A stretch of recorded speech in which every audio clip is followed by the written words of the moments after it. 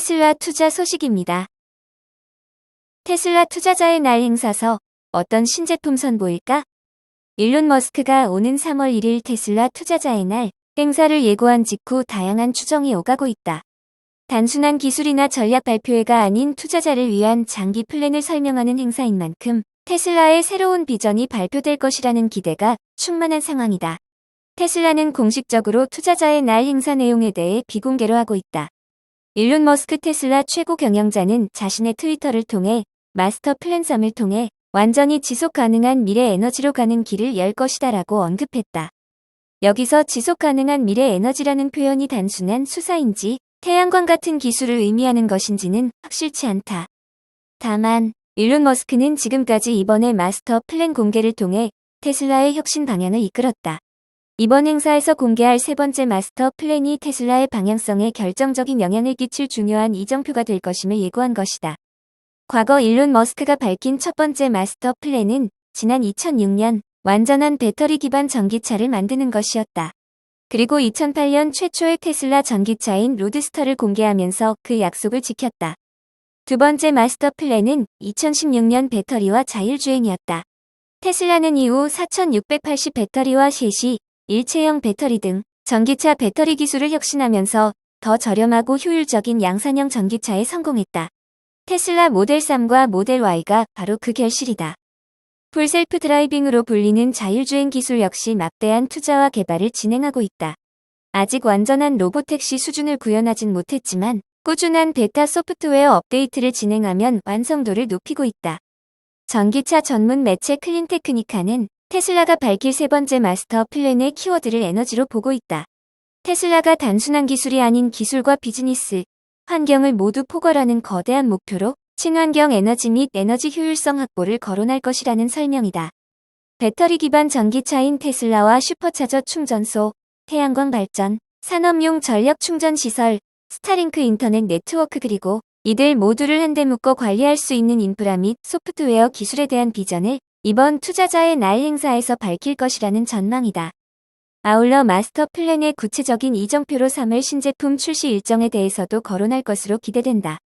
연내 출시 예정이지만 여전히 세부 사항에 대해서는 비공개로 일관하고 있는 사이버트럭에 대한 구체적인 차량 정보와 출시 일정도 어느 정도 공개할 것으로 보인다.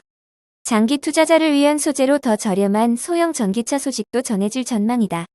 테슬라 모델 2로 불리는 4인승 소형 전기차에 대한 소문이 무성한 만큼 이에 대한 일론 머스크의 언급이 있을 것이라는 기대다. 자연스럽게 운전자가 탑승하지 않는 완전 자율주행이 가능한 로보택시 구현 일정도 공개될 것으로 보인다.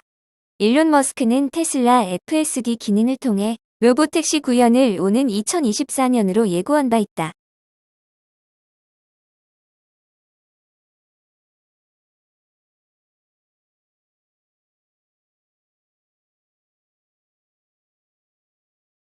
애플 투자 소식입니다. 애플 AI 버전 WWDC 개최. 코로나19 이후 최초 사내 대면 행사로 진행. 블룸버그 9to5 맥 등 복수 외신이 애플의 스티브 잡스 시어터에서 애플의 인공지능 회담이 개최된 소식을 보도했다. 이른바 AI 버전 세계 개발자 컨퍼런스라고 알려진 애플의 AI 회담은 애플 직원만 참석한 가운데 이루어졌다. 이번 AI 회담은 코로나19 이후 최초로 대면 행사로 진행됐다. AI 회담은 사내 연례 행사이지만 올해는 챗GPT의 진화와 함께 마이크로소프트, 구글 등 대기업의 AI 채택 변화와 함께 개최 전부터 화제가 되었다. 비공개로 진행된 사내 행사인 만큼 많은 정보가 알려지지 않았다. 그러나 애플 고위급 직원이 몇 가지 발언이 전달되었다.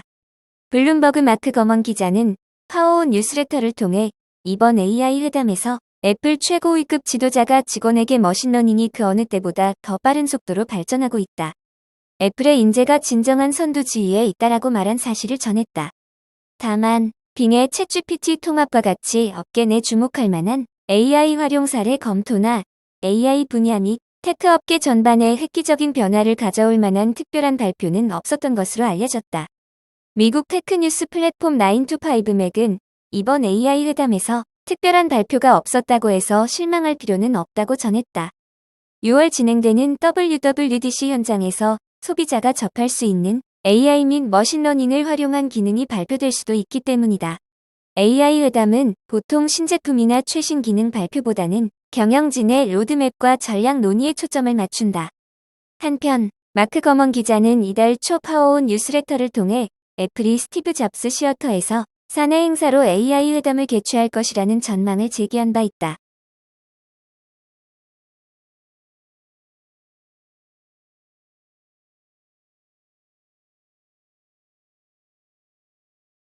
엔비디아 투자 소식입니다.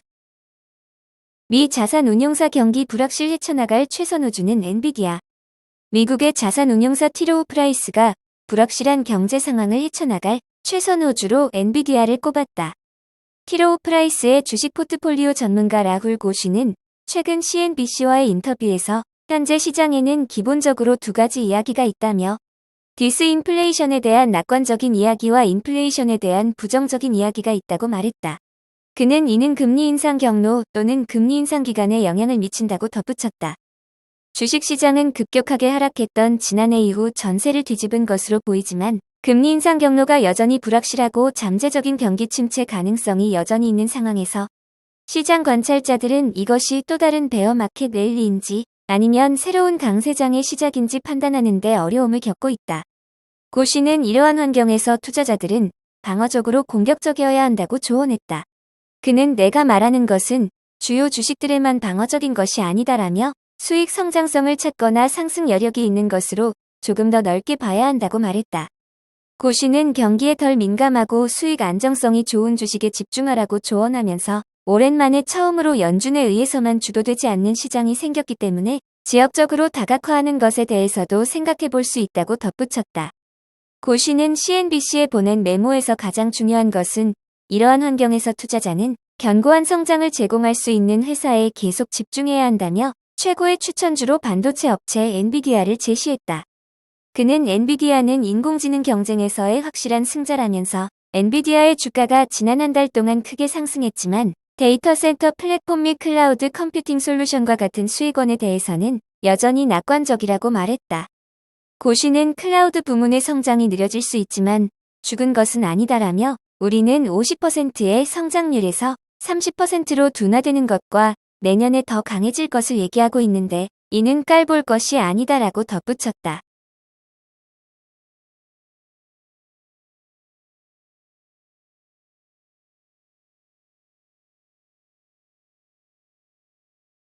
TSMC 투자 소식입니다.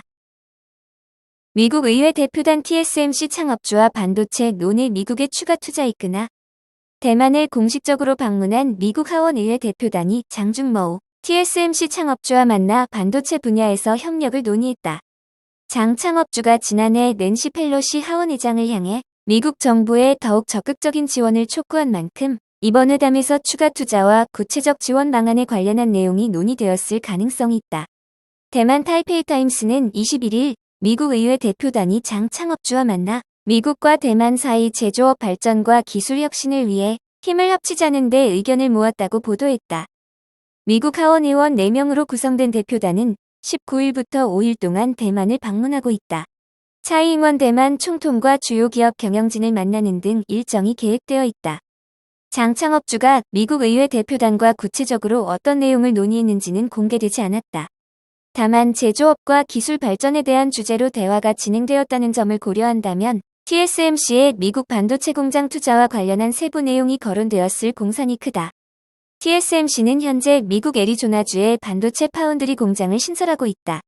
당초 120억 달러 규모의 투자가 예정되어 있었지만 최근 투자 규모가 400억 달러 이상으로 늘어났다. 미국 하원의회 대표단은 캘리포니아주와 매사추세츠주, 일리노이주와 텍사스주 소속 의원들로 구성되어 있다. 대부분 반도체 투자와 밀접한 연관이 있는 지역에 해당한다.